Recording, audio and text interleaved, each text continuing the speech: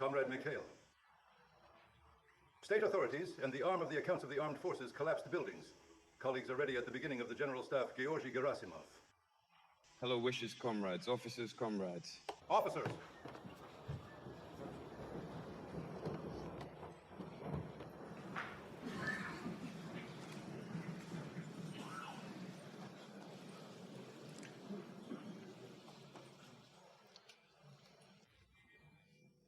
Dear comrades, today, as part of an extended meeting of the Board of the Ministry of Defense, we will discuss the main results of work for 2024. We will determine tasks to strengthen defense capabilities and further develop the armed forces. Let me immediately note that the outgoing year was a landmark achievement of the goals of a special military operation. Thanks to the professionalism and courage of our soldiers, the heroic work of employees of defense enterprises, or the truly popular support of the Army and Navy, Russian troops firmly hold the strategic initiative on the entire line of combat contact. Only released this year, 109 settlements. I would like to sincerely thank our heroes, soldiers and officers who selflessly and steadfastly fight on the front line. The personnel of the Ministry of Defense of the Russian Guard, our special services and other law enforcement agencies, who clearly perform all the tasks assigned, no matter how difficult they may be, do not spare their own lives for the sake of victory, for the sake of the fatherland. It is our duty to always remember our comrades in arms who died defending the motherland, and to surround our people with constant care, their families and their children. I have already said many times, and I will repeat again, their children. These are ours and yours children. We must never forget. Please honor the memory of fallen comrades with a minute of silence.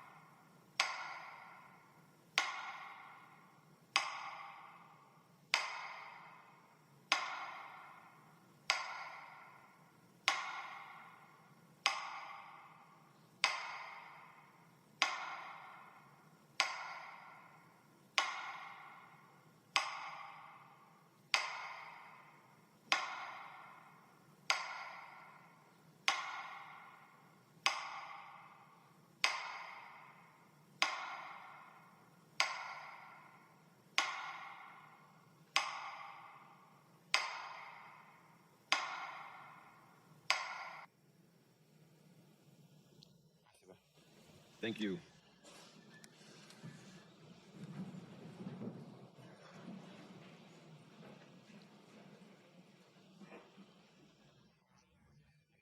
Today, the military-political situation in the world remains difficult and unstable, and the bloodshed in the Middle East continues.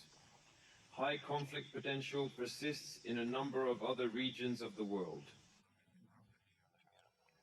We see that the current administration, with the US and practically the entire collective West, does not abandon attempts to maintain its global dominance, continue to impose their so-called rules on the world community, which at the same time change over and over again as it is convenient for them.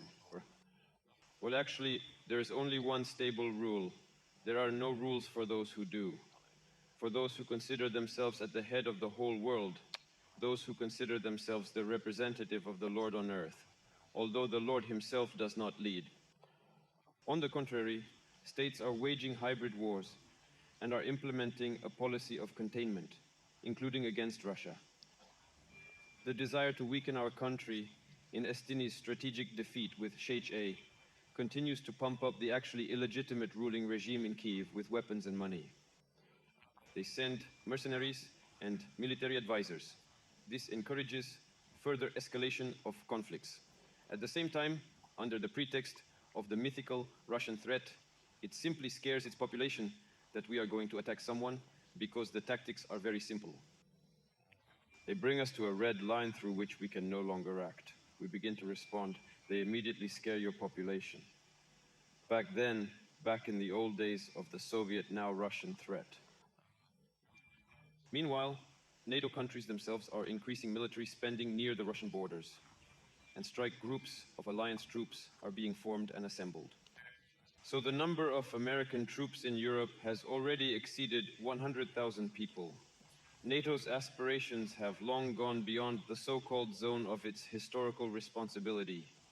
In addition to the so-called Eastern flag, the alliance is increasing its presence in the Asia-Pacific region. New military and political alliances are being formed that undermine the decades-old security architecture. No less concern is caused by the activities with the ISH and the creation and preparation for deployment in advanced zones of high-precision ground-based strike means with a firing range of up to 5,500 kilometers. At the same time, the transfer and deployment of these missile systems are already being worked out. Europe and the Asia-Pacific region.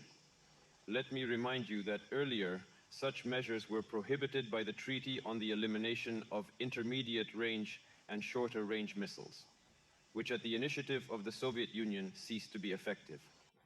We have repeatedly stated that breaking this treaty will lead to negative consequences for the entire global security, but we have stressed that we will not deploy intermediate and shorter range missiles until American weapons of this kind appear in any region of the world.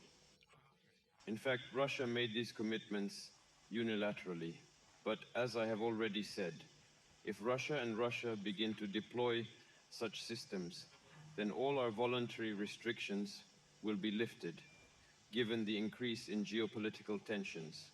We are forced to take additional measures to ensure the security of Russia and our allies. We do this carefully, without getting involved in a full-scale arms race to the detriment of the socio-economic development of our country. We pay serious attention to improving the combat composition of the armed forces and increasing their capabilities.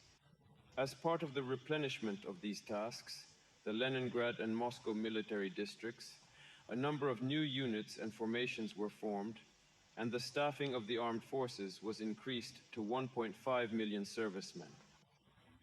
At an accelerated pace, the Army and Navy are being re-equipped with modern weapons and equipment. For example, the share of such weapons in strategic nuclear forces has already reached 95%. At the same time, we clarified the basic principles of the use of nuclear weapons, which are set out in the updated fundamentals of state policy in the field of nuclear deterrence. I want to emphasize once again that no one there accuses us of using nuclear weapons.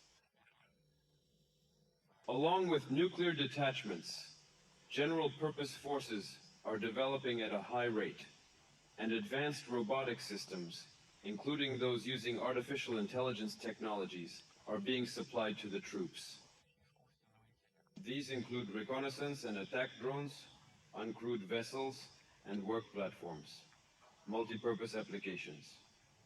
Progress must continue. Systematic development of the Army and Navy to achieve the goals of a special military operation, to be ready for an operational and effective response to potential challenges to the security of our country. At the same time, it is necessary to focus on solving the following priority tasks. Of course, strategic nuclear forces remain one of the key tools for maintaining stability, protecting Russia's sovereignty and territorial integrity. We will continue to support their potential and balanced development. Work on the creation of new systems and complexes of deterrence forces. At the same time, it is important to maintain constant combat readiness, not strategic nuclear forces. Continue the practice of conducting exercises with the development of issues of their application. Two already spoke today about the risks associated with the US deployment of medium-range missiles in Europe and the Asia-Pacific region. We will respond comprehensively to such threats. At the same time, the most important task is to ensure timely detection of the launch of such missiles and their interception.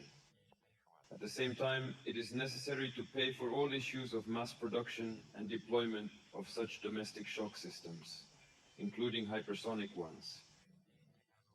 As you know, Russia's newest powerful weapon was the Oreshka medium-range missile system. In November, in response to attacks on the territory of our country with the use of Western weapons, it was successfully used. A ballistic missile with non-nuclear hypersonic equipment was used. In the near future, serial production of such systems should be ensured to protect the security of Russia and our allies. It is necessary to more actively implement the experience gained during a special military operation in and into the combat training of troops, as well as the programs of higher military educational institutions. At the same time, it is necessary to improve the methods of introducing military actions, clarify the fundamental statutory documents, increase the level of ownership of weapons and equipment, as well as the effectiveness of troops management, especially in the tactical and operational tactical links. Again, talented officers who have proven themselves in difficult combat situations should become part of the command staff of the armed forces, as well as become teachers in military educational institutions. For the experience of conducting a special military operation should be fully taken into account when determining priority areas for the development of domestic weapons and equipment and tactics for their use. For example, high-precision weapon systems. New methods of guidance are used in the final section of the flight of missiles, which allowed them to be used on complex and fortified objects. And the noise immunity of onboard equipment of missile weapons is significantly increased. New methods have been developed. Bringing flight missions in the future need to calculate them in real time to promptly identify targets is an extremely important task for our defense industrial complex. But I will say more about this. Another important innovation was the direct exchange of information between units directly involved in the special operation and defense industry organizations. This is what I just mentioned as a result of a number of SRE products. Eliminations have identified shortcomings. It is now 57 days, but this is not enough. We need to have positive products even faster and in organizing repairs to equipment, its refinement, taking into account the requirements of the combat situation. But of course, there is also a problem. They remain, they are needed consistently.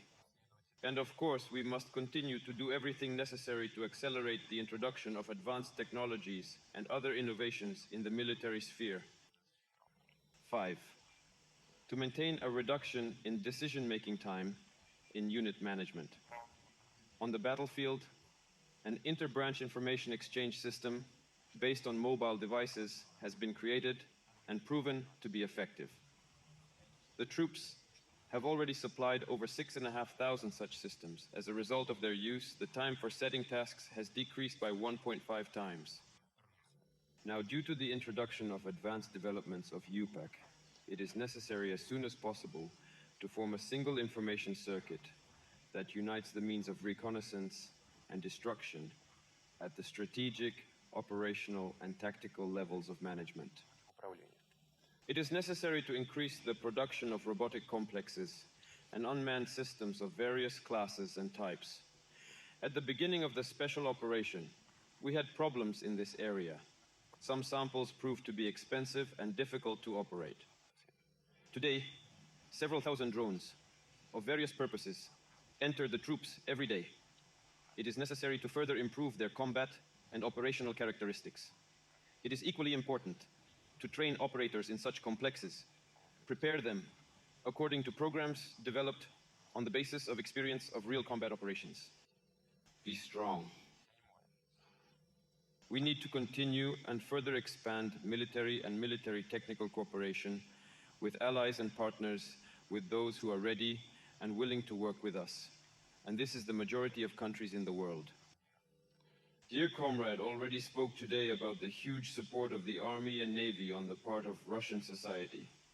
People understand what we are fighting for, what we are defending, help the frontline soldiers and join their ranks. An extremely important thing reflecting the state of our society, I will give a figure this year. Every day, on average, more than 1,000 people enter military service under a contract. People voluntarily go to Chrome, and social guarantees for servicemen and their families must be constantly strengthened, and development is the most important systemic task of the state. Yes, in recent years, a lot has been done in this area this year alone. Provided housing to over 55,000 military personnel, and in the next 3 years it is planned to allocate another 113 billion rubles to provide housing subsidies to military personnel. Accumulated mortgage systems demonstrate high efficiency over 20 years of its operation, providing housing for over 202,000 servicemen of the armed forces of the Russian Federation. Let me add that it is necessary to continue to equip military camps, of course, to increase the level of medical care. The priority of the work of all authorities should be to solve the social issues of the participants of the special operation. Care for the families of the dead. I have already talked about this beginning and those who receive serious injuries during the fighting. This should be the focus of our attention. It is necessary to delve into the problems of each of our combat comrades and their families.